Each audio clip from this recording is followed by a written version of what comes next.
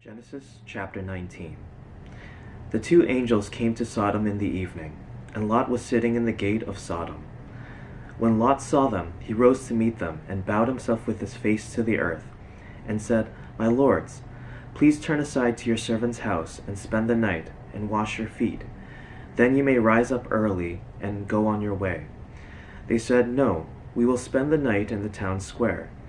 But he pressed them strongly, so they turned aside to him, and entered his house.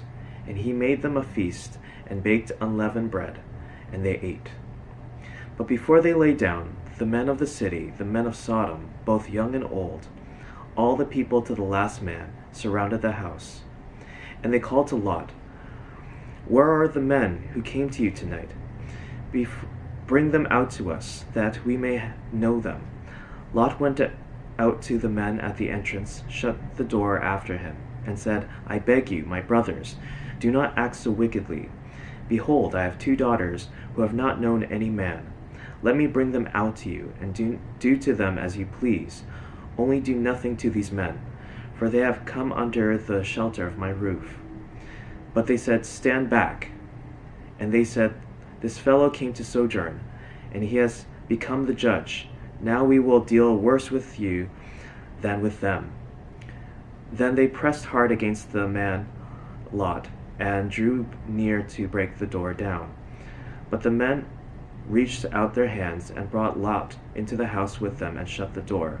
And they struck with blindness the men who were at the entrance of the house, both small and great, so that they wore themselves out groping for the door. Then the men said to Lot, "Have you anyone else here, sons-in-law, sons, daughters, or anyone you have in the city? Bring them out of the place, for we are about to destroy this place, because the outcry against its people has become great before the Lord, and the Lord has sent us to destroy it." So Lot went out, and said to his sons-in-law, who were to marry his daughters, "Up, get out of this place, for the Lord is about to destroy the city." But he seemed to his sons-in-law to be jesting. As morning dawned, the angels urged Lot, saying, "Up, take your wife and your two daughters who are here, lest you be swept away in the punishment of the city." But he lingered. So the men seized him and his wife and his two daughters by the hand, the Lord being merciful to him, and they brought him out and set him outside the city. And as they brought them out, one said, "Escape for your life. Do not look back or stop anywhere in the valley. Escape to the hills, lest you be swept away." And Lot said to them, "Oh no, my lords, behold, your servant has found favor in your sight, and you have shown me great kindness in saving my life. But I cannot escape to the hills, lest the disaster overtake me and I die. Behold, the city is near enough to flee to, and it is a little one. Let me escape there. Is it not a little one? And my life will be saved." And he said to him, "Behold, I grant you this favor also, that I will not overthrow the city of which you have spoken. Escape there quickly, for I can do nothing till you arrive there." Therefore the name of the city was called Zoar. The sun had risen on the earth when Lot came to Zoar. Then the Lord rained on Sodom and Gomorrah sulfur and fire from the Lord out of heaven, and he overthrew those cities, and all the valley, and all the inhabitants of the cities, and what grew on the ground. But Lot's wife behind him looked back, and she became a pillar of salt. And Abraham went early in the morning to the place where he had stood before the Lord, and he looked down toward Sodom and Gomorrah, and toward all the land of the valley. And he looked, and behold, the smoke of the land went up like the smoke of a furnace. So it was that, when God destroyed the cities of the valley, God remembered Abraham, and sent Lot out of the midst of the overthrow, when he overthrew the cities in which Lot had lived. Now Lot went up out of Zoar, and lived in the hills with his two daughters, for he was afraid to live in Zoar. So he lived in a cave with his two daughters. And the firstborn said to the younger, "Our father is old, and there is not a man on earth to come into us after the manner of all the earth. Come, let us make our father drink wine, and we will lie with him. that we may preserve offspring from our father. So they made their father drink wine that night. And the firstborn went in and lay with her father. He did not know when she lay down or when she arose. The next day the firstborn said to the younger, Behold, I lay last night with my father. Let us make him drink wine tonight also. Then you go in and lie with him, that we may preserve offspring from our father. So they made their father drink wine that night also. And the younger arose and lay with him, and he did not know when she lay down or when she arose. Thus both the daughters of Lot became pregnant by their father. The firstborn bore a son and called his name Moab. He is the father of the Moabites to this day. The younger also bore a son and called his name Ben-Ami. He is the father of the Ammonites to this day. Chapter 20. From there Abraham journeyed toward the territory of the Negev, and lived between Kadesh and Shur, and he sojourned in Gerar. And Abraham said of Sarah his wife, She is my sister. And Abimelech, king of Gerar, sent and took Sarah. But God came to Abimelech in a dream by night, and said to him, Behold, you are a dead man, because of the woman whom you have taken, for she is a man's wife. Now Abimelech had not approached her. So he said, Lord, will you kill an innocent people? Did he not himself say to me, She is my sister? And she herself said, He is my brother. In the integrity of my heart and the innocence of my hands I have done this. Then God said to him in the dream, Yes, I know that you have done this in the integrity of your heart, and it was I who kept you from sinning against me. Therefore I did not let you touch her. Now then, return the man's wife, for he is a prophet, so that he will pray for you, and you shall live. But if you do not return her, know that you shall surely die, you and all who are yours. So Abimelech rose early in the morning, and called all his servants, and told them all these things. And the men were very much afraid. Then Abimelech called Abraham, and said to him, What have you done to us? And how have I sinned against you, that you have brought on me and my kingdom a great sin? You have done to me things that ought not to be done. And Abimelech said to Abraham, What did you see, that you did this thing? Abraham said, I did it because I thought, There is no fear of God at all in this place, and they will kill me because of my wife. Besides, she is indeed my sister, the daughter of my father, though not the daughter of my mother, and she became my wife.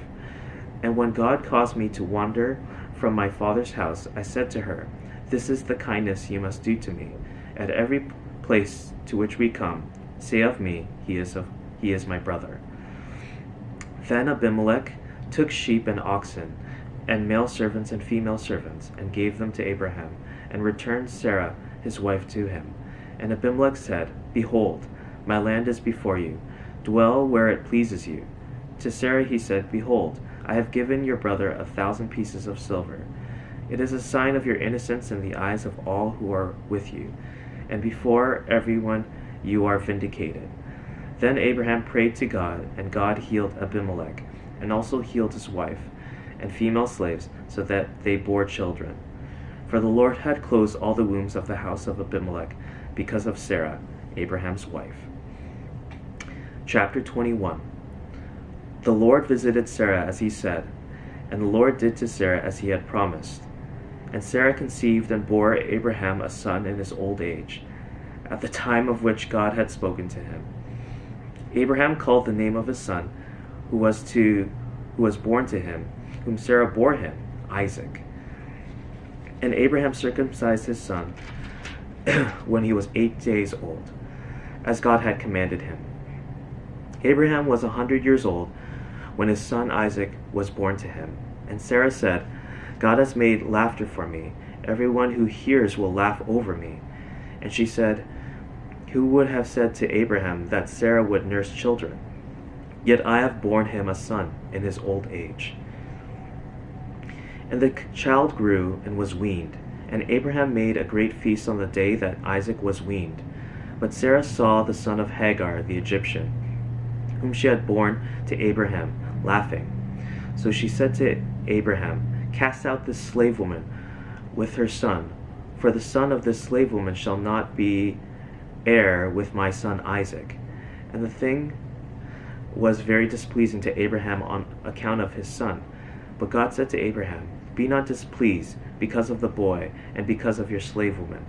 Whatever Sarah says to you, do as she tells you, for through Isaac shall your offspring be named. And I will make a nation of the son of the slave woman also, because he is your offspring. So Abraham rose early in the morning, and took bread and a skin of water, and gave it to Hagar, putting it on her shoulder along with the child, and sent her away. And she departed and wandered in the wilderness of Beersheba. When the water in the skin was gone, she put the child under one of the bushes. Then she went and sat down opposite him a good way off, about the distance of a bowshot. For she said, Let me not look on the death of the child. And as she sat opposite him, she lifted up her voice and wept. And God heard the voice of the boy. And the angel of God called to Hagar from heaven, and said to her, What troubles you, Hagar? Fear not, for God has heard the voice of the boy where he is. Up, lift up the boy, and hold him fast with your hand, for I will make him into a great nation. Then God opened her eyes, and she saw a well of water, and she went and filled the skin with water, and gave the boy a drink. And God was with the boy, and he grew up. He lived in the wilderness, and became an expert with the bow.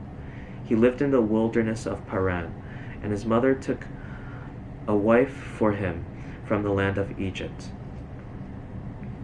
At that time, Abimelech and Phicol, the commander of his army, said to Abraham, God is with you in all that you do. Now therefore swear to me here by God that you will not deal falsely with me, or with my descendants, or with my posterity. But as I have dealt kindly with you, so you will deal with me and with the land where you have sojourned. And Abraham said, I will swear. When Abraham reproved Abimelech about a well of water that Abimelech's servants had seized, Abimelech said, I do not know who has done this thing. You did not tell me, and I have not heard of it until today.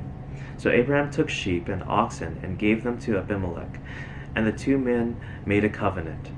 Abraham set 7 ewe lambs of the flock apart. And Abimelech said to Abraham, What is the meaning of these 7 ewe lambs that you have set apart? He said, These 7 ewe lambs you will take from my hand, that this may be a witness for me that I dig this well. Therefore that place was called Beersheba, because there both of them swore an oath. So they made a covenant at Beersheba. Then Abimelech and Phicol, the commander of his army, rose up and returned to the land of the Philistines. Abraham planted a tamarisk tree in Beersheba, and called there on the name of the Lord, the everlasting God. And Abraham sojourned many days in the land of the Philistines.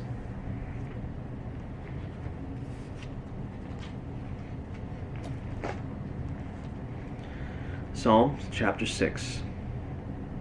O Lord, rebuke me not in your anger, nor discipline me in your wrath. Be gracious to me, O Lord, for I am languishing. Heal me, O Lord, for my bones are troubled. My soul also is greatly troubled. But you, O Lord, how long? Turn, O Lord, deliver my life. Save me for the sake of your steadfast love. For in death there is no remembrance of you. In Sheol, who will give you praise? I am weary with my moaning. Every night I flood my bed with tears. I drench my couch with my weeping. My eye wastes away because of grief. It grows weak because of all my foes. Depart from me, all you workers of evil, for the Lord has heard the sound of my weeping. The Lord has heard my plea. The Lord accepts my prayer. All my enemies shall be ashamed and greatly troubled. They shall turn back and be put to shame in a moment.